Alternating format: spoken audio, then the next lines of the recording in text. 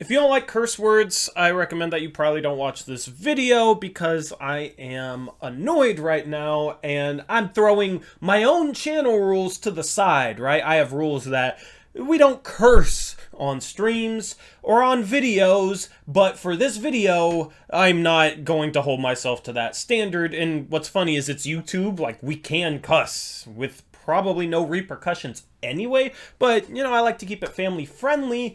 But when the Blazers are an absolute mess, which they are, and I'm gonna talk about that. I'm just gonna be myself. I'm just going to ramble about the whole entire situation going on right now. So I worked for about 3 hours. I do DoorDash and Uber Eats. I make my own hours. That helps me run the channel as well. So I was doing that earlier today, and there's just like tidbit after tidbit coming out about CJ McCollum. Then Damian Lillard wants a max extension, and then that's making it hard for the Blazers to find a GM, and you have this Wojnarowski hit piece that definitely came from Olshey, and then you have Damian Lillard kind of calling out Olshey indirectly on Twitter with what we call a subtweet. I know some of you probably know that pretty well.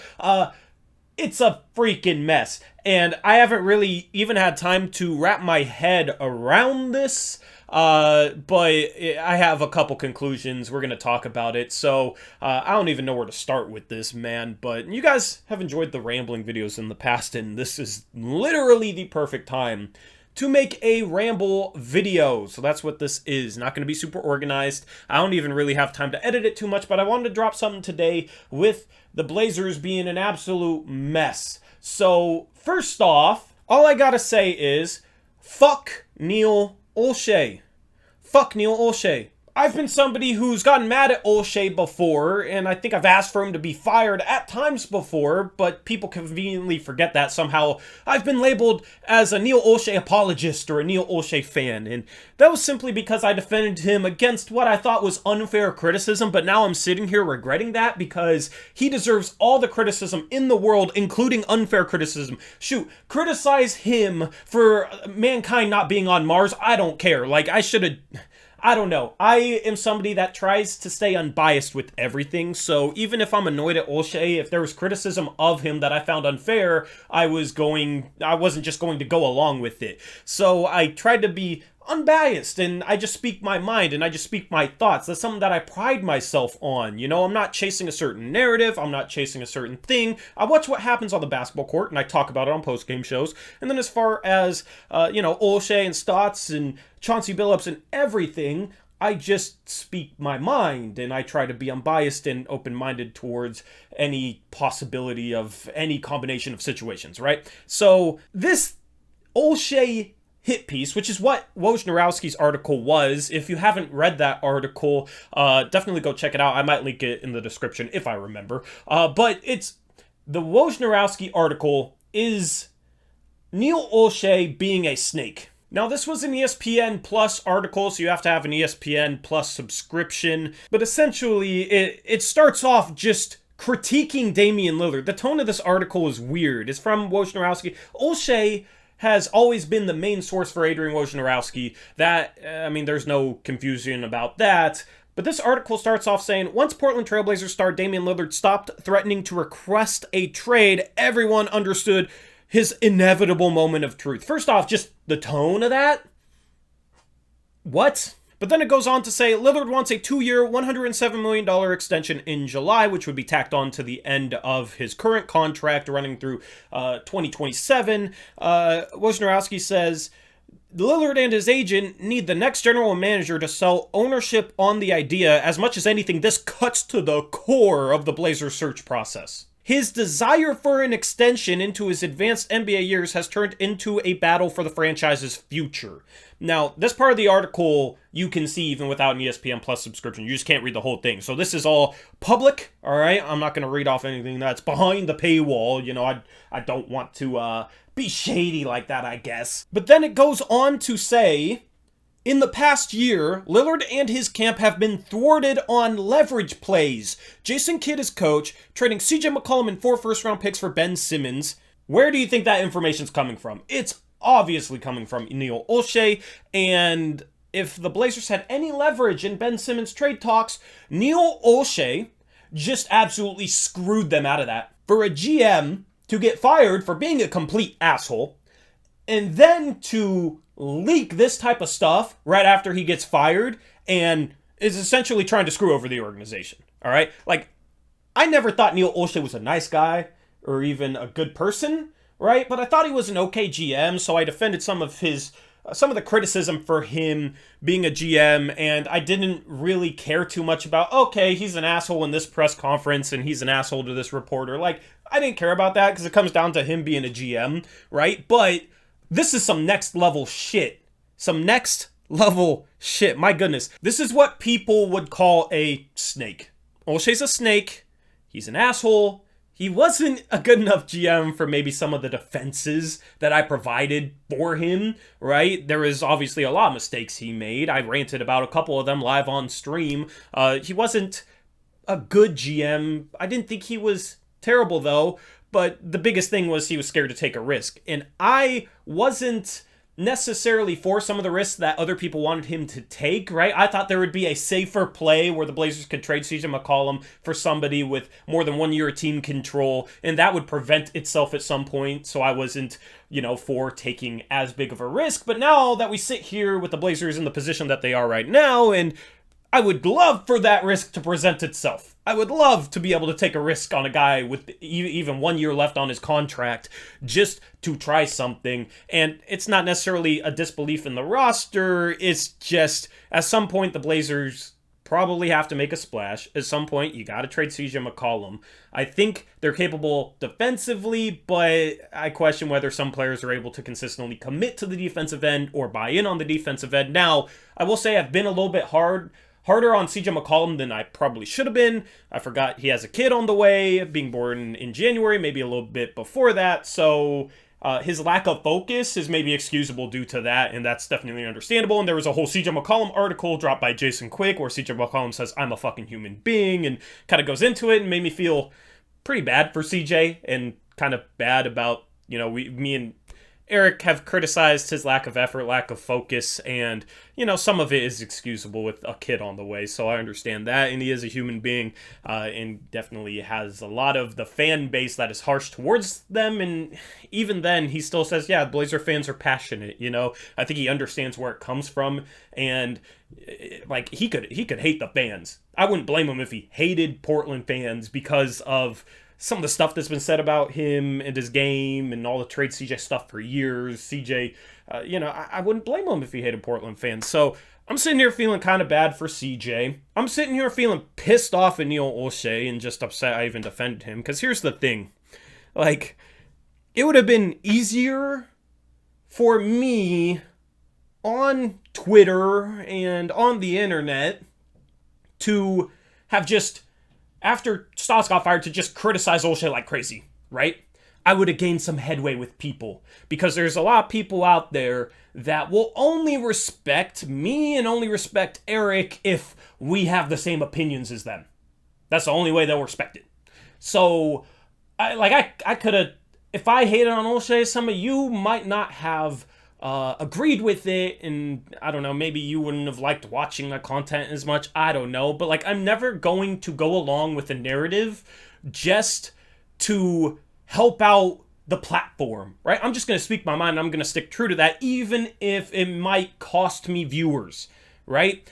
And I hope that people, even if they disagree with me, can respect that. So that's the thing with Neil Olshey is, I've just spoken my mind. I've criticized him at times. I've given him praise at times. I've been pretty in the middle. I'm not scared to do both. This, that just put the nail in the coffin for me and for Eric too. Go look at Eric's Twitter if you want to, at HoopsChalk. Screw Neil Olshey. Screw Neil Olshey for doing what he did in this whole hit piece article after Damian Lillard basically probably gave that man more support than he deserved. Because if Damian Lillard wanted Neil Olshey gone, he would have been gone before this, right? So Dame, and Dame subtweeted about this too. Dame, what did he say? Let me find it. Somebody tweeted Woj and Olshey, after writing that article slandering Dame, and it was a picture of Trump and Pence, right? Let's not get political with this. This is just what it was. Damian Lillard quote tweeted that and said, "Can't say I'm surprised."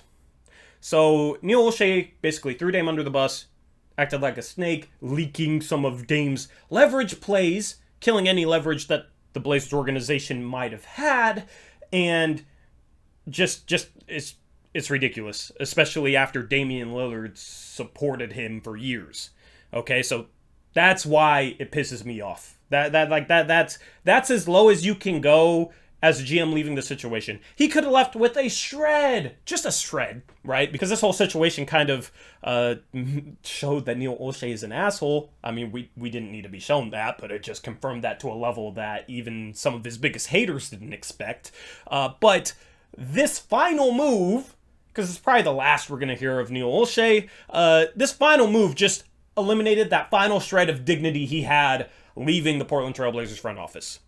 So yeah, screw Neil Olshey. I'm pissed off about that. So maybe now it's a situation where, I don't know, the Portland fan base can stop bickering, because it's been divided along the Terry Stotts line and the Neil Olshey line, right? There was pro-Stotts and anti-Stotts factions, or whatever you want to call it, cults. My Blazers Uprise has been called a cult before. I don't know. You guys are in a cult. I don't know if you knew that, but apparently you're in a freaking cult somehow, or an army. I don't know. Like this fan base. I mean, that's just Twitter stuff. The fan base has been divided along, should we fire Stotts or should we keep Stotts? And then it's been divided along, like, Neil Olshey's the worst human being alive, and Neil Olshey isn't that bad, right? Because I don't think anybody was like pro Olshey. It was just some people hated him a lot more than others, and I didn't care if he got fired or not this past offseason. I didn't care. Now, once this investigation started, I wanted him gone, and after seeing this, thank goodness he's gone, right? So obviously I've trended towards that side, but the fan base has been split along those lines, and what's funny is, like, me and Eric, we're honest. I just talked about this, but we had the less popular opinion in regards to Stotts and in regards to Olshey. Okay? When we started this channel, we were critical of Terry Stotts, and it's not a situation where we're trying to go against the grain, because, I mean, if anything, it'd be better for us to go with the grain, but no, we're just going to speak our mind and be completely honest. We were critical of Stotts, starting off small with this channel. We got so much heat from bigger Twitter accounts, from factions of people, and, you know, it was tough. It was tough. The other thing that leaked is, like, Dame wants to trade vets and then rebuild around him, and I don't believe that for a second. I think that was Jake Fisher reporting that. I mean, I just don't believe that. I don't see why Dame would be trying to pressure the organization to trade for a Ben Simmons or make an upgrade, but then also be down to trade veterans for a rebuild. That just contradicts itself. It doesn't make sense. Woj is saying Dame wanted to trade picks and CJ for Ben Simmons, and then on the other hand, Dame wants to trade vets for young players and rebuild. You can't do both those things. That doesn't make sense. A rebuild means you get worse to get better draft picks, to get younger players, so that in the future you can be better. That's what a rebuild is. And here's the thing. Anytime anything goes down with the Portland Trail Blazers, there's always a million articles and narratives about Dame. Dame wants this, Dame wants out, he's going to request a trade in 2 weeks. Henry Abbott looked like a fool this offseason, because that's what he said. Dame's going to request a trade, and Dame didn't request a trade. So at this point, I hope that everybody has learned, at least every Blazer fan has learned, not to take all the leaked stuff, like Dame wants this and Dame wants that and Dame wants to play with this guy and Dame's gonna request a trade if this happens and all this sort of stuff. Hopefully Blazer fans know to take that with a huge grain of salt. A huge grain of salt. Don't just believe something because you see it on Twitter or on the internet or on a forum or whatever. Dame, to this point, has been a man of his word. We should believe Dame before we believe all this other crap, because there's a lot of media members that want Dame out of Portland. They want Portland to fail. They want Portland to suck. And with all this drama going down, they're loving everything that's happening right now. But getting rid of Olshey doesn't mean Dame's going to leave. all right? In my opinion, things look bad right now, but we got rid of the cancer. Neil Olshey was the cancer. We can now hopefully begin a search for a GM, which apparently we haven't started yet, which also makes no sense. That's also why this is a little bit of a mess. I don't know. And maybe that GM is Joe Cronin. Maybe the interim GM becomes the full-time GM. I don't know. I don't know what the situation is going to be. But we got rid of Neil Olshey, okay? That's good. All we need to do is get healthier, okay? Because right now the health is bad. And then we probably need to make a splash trade. If we make the right trade or the right combination of trades, then this roster is sitting in a pretty good spot. You still have Damian Lillard bought in. The one thing about Dame wanting a 2-year contract extension shows that he wants to be here, which he said numerous times, and you should take him at his word over, Laker fans or random media members or a Henry Abbott, right? I trust Dame. Dame speaks for himself. So Dame wants to be here. I don't think there's any doubt about that, except for people that want him gone and are, having confirmation bias issues with thinking that that's the case because of all of this. Dame wants to be here. He's going to remain here. And this team is only like 3 games out of 4th with 57 games left to go.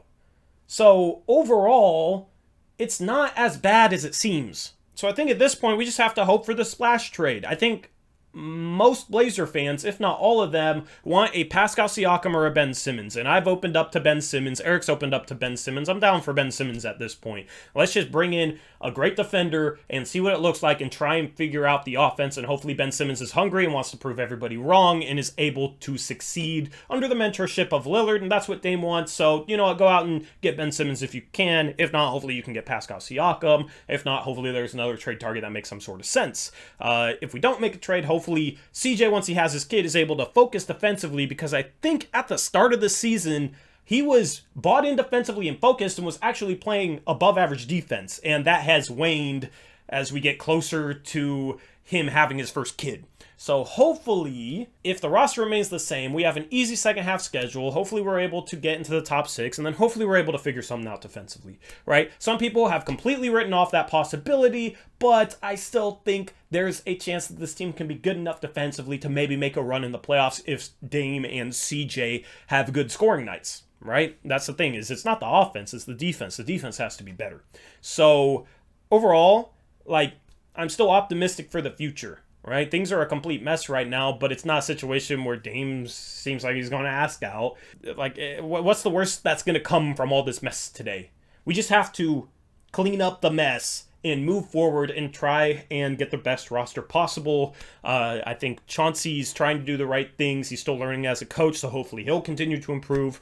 And things are looking up from here. I think this is rock bottom for the organization, but we got rid of the cancer. We got rid of the problem. We can figure things out from here. Anyway, those are my thoughts on everything that happened today. Hopefully you enjoyed this video. Hopefully it gave you some insight into my opinions on this whole debacle. And, hopefully the Blazers are able to figure things out from here, because I don't think the sky is falling. Anyway, subscribe if you're new. Leave a like on this video. It helps us out. And I'm out of here. Peace out. Go Blazers.